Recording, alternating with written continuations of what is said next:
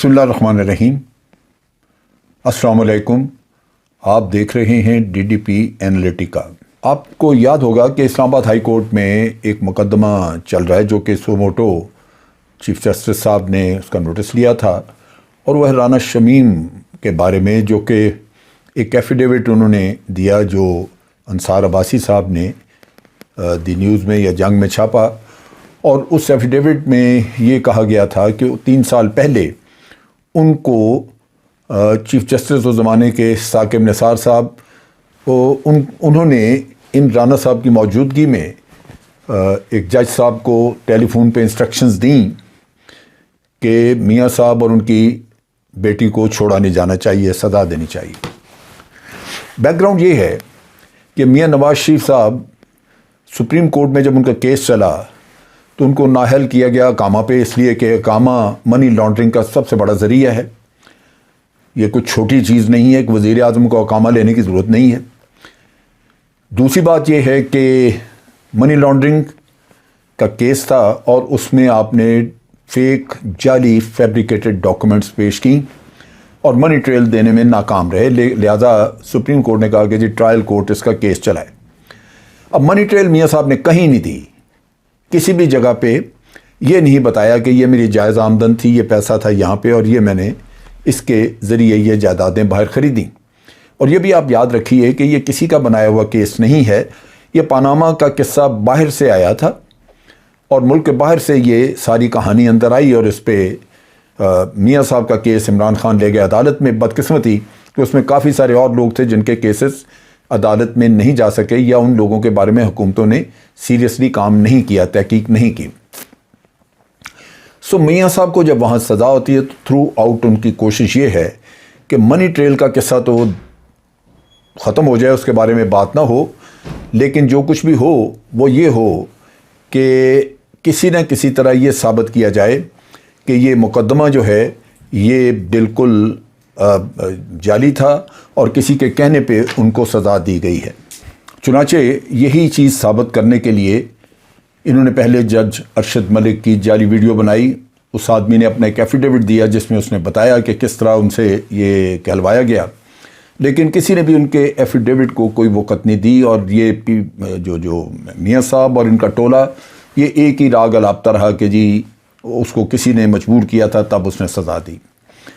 اب یہی کام انہوں نے رانا شمیم سے کروایا، اور یہی ایفیڈیوٹ ایک وہاں سے انگلینڈ سے بنوا کے اور وہ انصار عباسی کے ذریعے اس کو اخبار میں چھپوایا، جس میں کہا گیا کہ چیف جسٹس نے مجبور کر کے ان کو سزا دلوائی ہے۔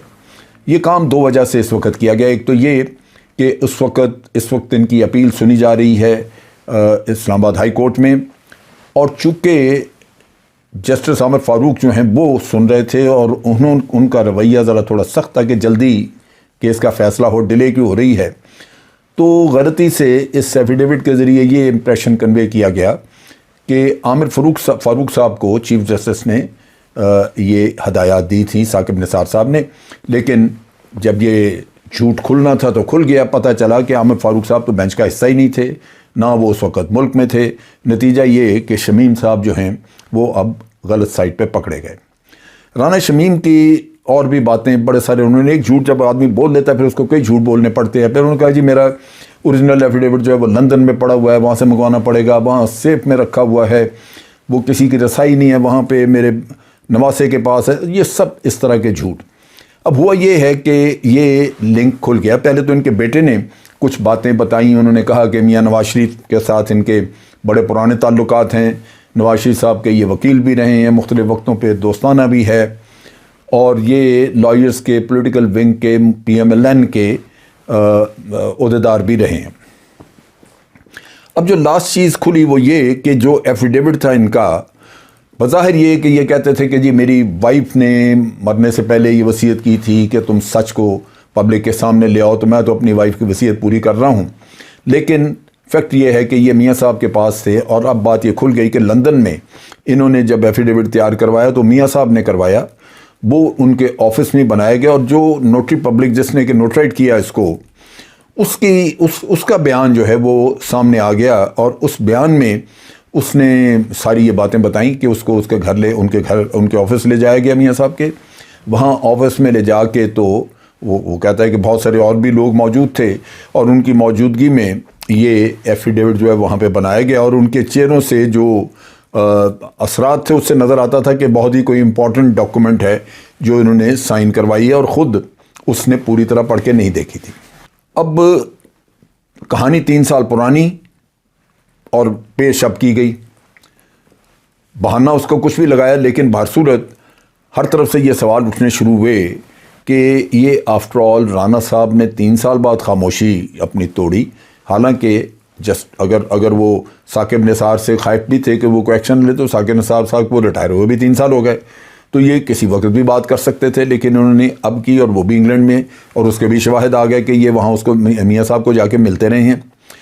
اب یہاں پہ جو سوالات اٹھ رہے ہیں ان میں پہلی بات تو یہ کہ اس کے ٹائمنگ جیسے میں نے کہا کہ چونکہ ان کی جو اس وقت ان کا کیس ہے وہ سنا جا رہا ہے اسلام آباد ہائی کورٹ میں، تو اس وجہ سے اس کو انفلوئنس کرنے کے لیے انہوں نے یہ سارا کھیل کھیلا کہ اس وقت یہ ایفیڈیوٹ پیش کر دیا۔ اب اس سے ایک طرف تو رانا شمیم کا اپنا کردار سامنے آتا ہے، اور اس پہ نیچرلی اس کی وجہ سے اس کے اوپر بڑا کرٹیسزم ہے۔ جو سوالات جنم لیتے ہیں وہ یہ ہیں کہ اس جج صاحب کو، رانا شمیم کو 3 سال بعد کیا ضرورت پیش آئی؟ یہ بے شک کہتے رہے کہ میری وائف نے یہ کہا تھا وہ کہا تھا، لیکن ان کو اپنی ریٹائرمنٹ کے 3 سال بعد اب کیا ضرورت پیش آئی؟ کیا ان کو کوئی میاں صاحب نے لالچ دی، جس طرح ان کو بلایا، لالچ دی اور اس کا کہا کہ آپ اس طرح کا جھوٹ بولیں اور اس پہ ہم آپ کو فلاں فلاں انعام دیں گے، جو دیتے رہے ہیں؟ جیسے رفیق تارڑ صاحب نے سپریم کورٹ میں ایک بغاوت کروا دی تھی اس وقت کے جسٹس جاد علی شاہ صاحب کے خلاف، تو ان کو بہت بڑا انعام ملا تھا، ان کو صدر پاکستان بنا دیا گیا تھا میاں صاحب نے اپنے دور میں۔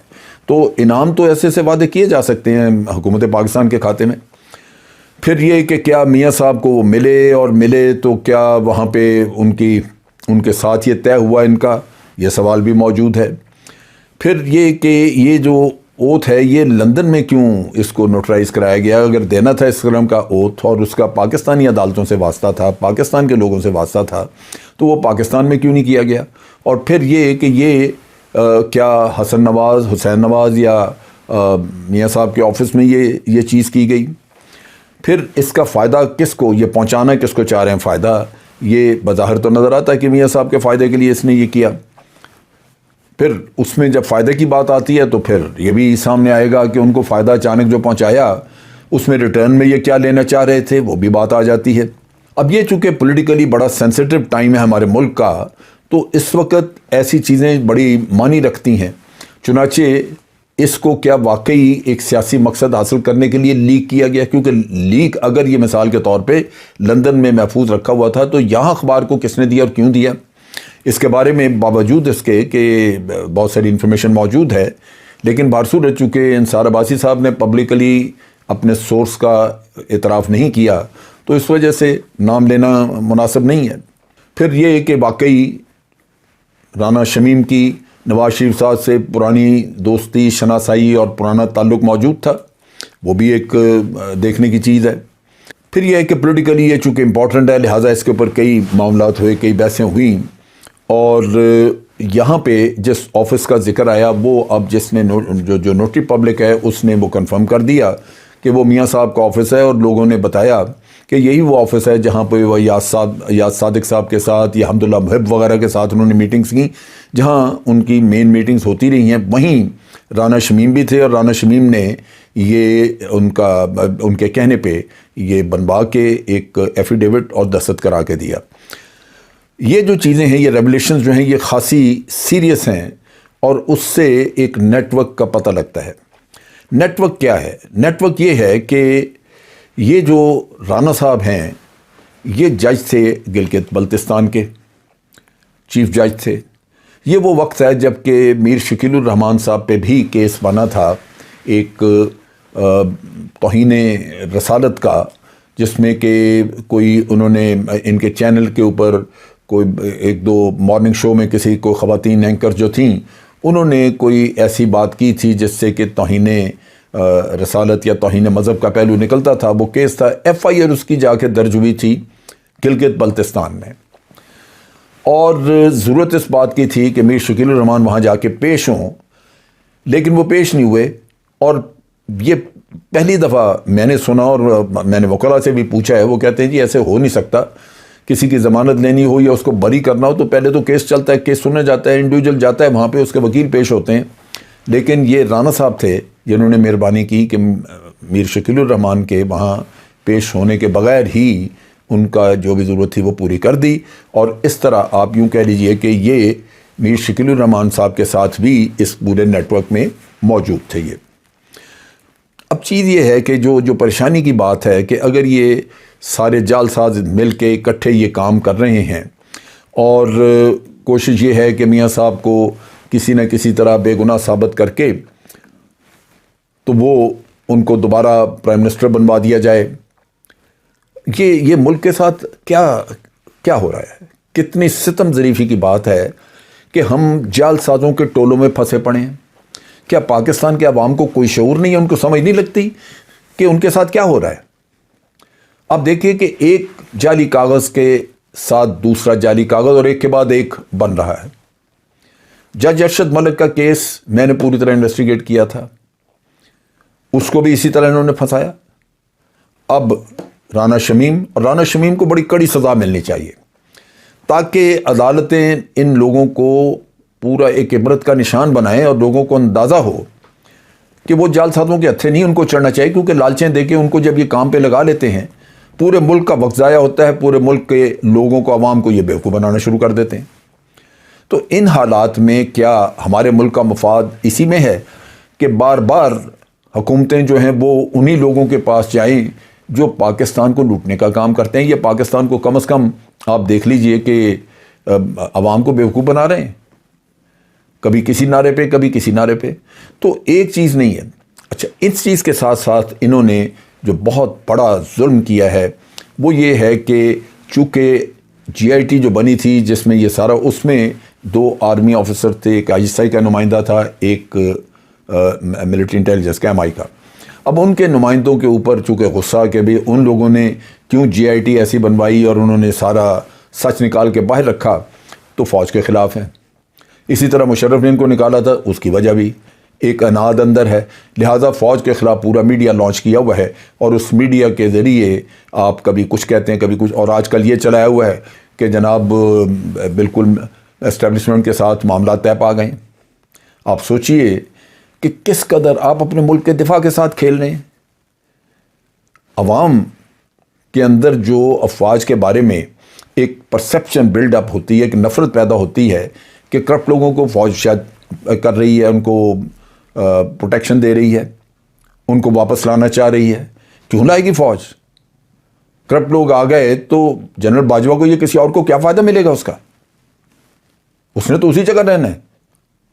یہ تو اس وقت کی باتیں ہیں کہ اس طرح کے کام ہوئے جب ڈکٹیٹر آئے حکومتوں میں، اور ہم ان چیزوں کی مذمت کرتے ہیں. ہم کبھی نہیں چاہیں گے کہ کوئی ڈکٹیٹر آئے دوبارہ، لیکن عوام کو بھی تو شعور اپنا استعمال کرنا چاہیے کہ کیا ان کو اپنے ملک کے تمام ریسورسز وہ جعل سازوں کے حوالے کرنے چاہیے. جب سے یہ ٹولے حکومتوں میں آئے ہیں 90 کی دہائی اور آج کا دن، ہمارا ملک جو ہے وہ تنزلی کا شکار ہے. اور اس قدر ہم گہرائی کی طرف جا چکے ہیں کہ وہ وقت جب ہم 70 کی دہائی میں یا 60 کی دہائی میں ہم ترقی کر رہے تھے، ساری دنیا ہماری ترقی کو دیکھ کے تو رشک کرتی تھی، آج ہمارے اوپر ترس کھا رہی ہے. یہ وہ چیز ہے جس کے لیے ہمارے لوگوں کو اٹھنا ہوگا اور ان کو دیکھنا ہوگا کہ کیا یہی طریقے ہیں قوموں کے پنپنے کے. یہ ہمارے لیے یہ مناسب نہیں ہے. جب تک ہم اپنے لیے ایماندار اچھے لیڈر نہیں چنیں گے اس وقت تک ہم آگے نہیں بڑھ سکتے. یہ وہ چیز ہے جو کہ ہمارے عوام نے سمجھنی ہے، اور ان جعل سازوں کو جتنی جلدی ہو سکے ان کو ڈمپ بھی کریں، ان کو سزائیں دلوائیں. جب تک جعل ساز پکڑے نہیں جائیں گے، ان کو سزائیں نہیں ہوں گی، کوئی بھی آپ کے ملک کو آپ کی مشکلات سے نکال نہیں سکتا. آج کے لیے اتنا ہی. افواج پاکستان زندہ باد، پاکستان پائندہ باد.